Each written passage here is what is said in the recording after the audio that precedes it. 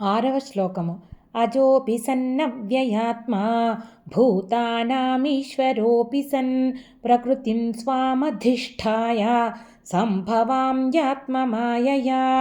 ఇందులో ఏం చెప్తున్నారంటే, నాకు జన్మ అనేది లేదు, నన్ను నేనే స్వయంగా సృజించుకుంటాను, నేను జ్ఞానస్వరూపుణ్ణి, శక్తి స్వరూపుణ్ణి కనుక సృష్టికర్త అయిన బ్రహ్మదేవుడు మొదలుకొని సూక్ష్మ క్రిముల వరకు అందరినీ నియంత్రించే ఈశ్వరుణ్ణి నేనే.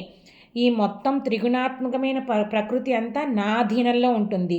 ఈ ప్రకృతి శక్తినే ఉపయోగించుకొని నన్ను నేను సృజించుకుంటానని చెప్తున్నారనమాట. అంటే నేను జన్మ ఎత్తను, తీసుకుంటాను అని చెప్తున్నారు ఇందులో.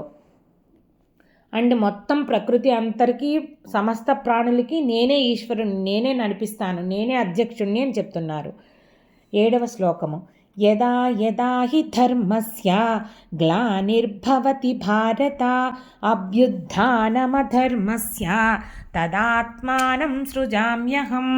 అయితే ఎందుకు సృజించుకుంటారు, ఎప్పుడు సృజించుకుంటారు, తర్వాత శ్లోకాల్లో వివరిస్తున్నారనమాట. ఏంటంటే, ఇప్పుడు ఈ సృష్టిలో న్యాయానికి, ధర్మానికి కూడా కాలంతో పాటు తీవ్రమైన హాని కలుగుతూనే ఉంటుంది. కాల ప్రభావంతో ధర్మానికి హాని కలుగుతూ ఉంటుంది, న్యాయానికి హాని కలుగుతుంది. అలాగే అధర్మం చాలా పెరిగిపోతూ ఉంటుంది. అప్పుడు ఒక బ్యాలెన్స్, సంతులనత కోల్పోయినప్పుడు, పరిస్థితులు మితిమీరిపోయినప్పుడు సామాన్య ప్రజలు దానిని చక్కదిద్దలేరు. అటువంటి సందర్భం వచ్చినప్పుడు ఆయన ఒక రూపాన్ని, భగవంతుడు నేనే ఒక రూపాన్ని సృష్టించుకొని అవతారంగా ప్రకటితమవుతూ ఉంటాను అని చెప్తున్నారనమాట. 8వ శ్లోకము. పరిత్రాణాయ సాధూనాం వినాశాయ చ దుష్కృతాం ధర్మ సంస్థాపనార్థాయ సంభవామి యుగే యుగే. యుగే యుగే అంటే మాటి మాటికి నేను ఇలా సృజించుకుంటూ ఉంటాను, సంభవిస్తూ ఉంటాను. ఎందుకని? ఎప్పుడు దుష్టత్వం ప్రబలిపోయినప్పుడు మంచివారికి రక్షణ ఉండదు కదా.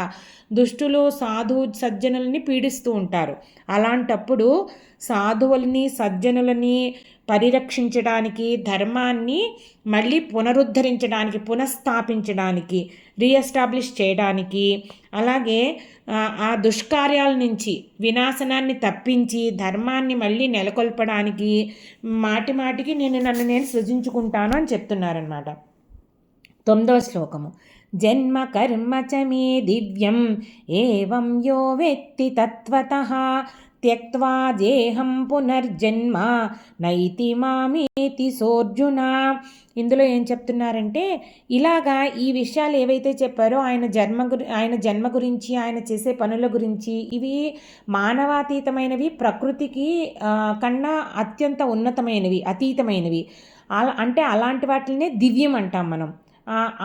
ఈయన జన్మని, ఈయన చేసే పనులు, కర్మ అన్నీ కూడా దివ్యమని ఎవరైతే, ఏ తత్వవేత్తలైతే తెలుసుకుంటారో వారికి పునర్జన్మని ఉండదట. తర్వాత ఈ దేహం వదలగానే ఆయన్నే పొందుతారు, ఆ భగవంతుడినే పొందుతారు అని చెప్తున్నారంటే, ఈ భగవంతుని తత్వాన్ని, ఆయన పుట్టుక గురించి, ఆయన చేసే కర్మల గురించి, పనుల గురించి ఎవరికైతే ఇవి దివ్యమైనవని తెలుసుకున్నారో అలాంటి తత్వవేత్తలకి మరి జన్మ ఉండదు అని చెప్తున్నారు. 10వ శ్లోకము. వీతరాగభయక్రోధాః మన్మయా మాముపాశ్రితాః బహవో జ్ఞానతపసా భూతా మద్భావమాగతాః. తర్వాత ఏం చేయాలంటే, ఇప్పుడు అలాంటి తత్వవేత్తలు అవ్వాలి, ఆ తత్వం తెలుసుకోవాలి అని అంటే భయము, కోరిక, కోపము ఇలాంటివన్నిటినీ వదిలిపెట్టాలి, భగవంతుణ్ణి ఆశ్రయించాలి. ఆ జ్ఞానాన్ని ఒక తపస్సు కింద ఆరాధించాలి. అంటే సమాధి స్థితిలో భగవంతుణ్ణి శరణ పొందాలన్నమాట. జ్ఞానరూపమైన తపస్సు చేయాలి. ఆ భగవంతుని తత్వాన్ని తెలుసుకోవడమే జ్ఞానం కదా. ఆ జ్ఞానాన్ని పొందడానికి విపరీతమైన కోరతో తపస్సులాగా ఆయన తత్వాన్ని తెలుసుకోవడానికి ప్రయత్నించాలి. అప్పుడు అతను అన్ని కర్మబంధాల నుంచి విముక్తుడైపోయి పవిత్రుడైపోతాడు. ఆయనతో, ఆ పరమాత్మతో స్వరూప స్థితి వస్తుందంటే మోక్షం వస్తుంది అని చెప్తున్నారనమాట. గీతా శ్లోకాలకి అర్థాన్ని సులభమైన వాడుక భాషలో వివరించడానికి ప్రయత్నిస్తున్నాను. నా ఈ ప్రయత్నం మీకు నచ్చినట్లయితే భక్తి అన్లిమిటెడ్ ఛానల్ని సబ్స్క్రైబ్ చేసుకుని మీ అభిప్రాయాలను కామెంట్స్ రూపంలో తెలియజేయండి.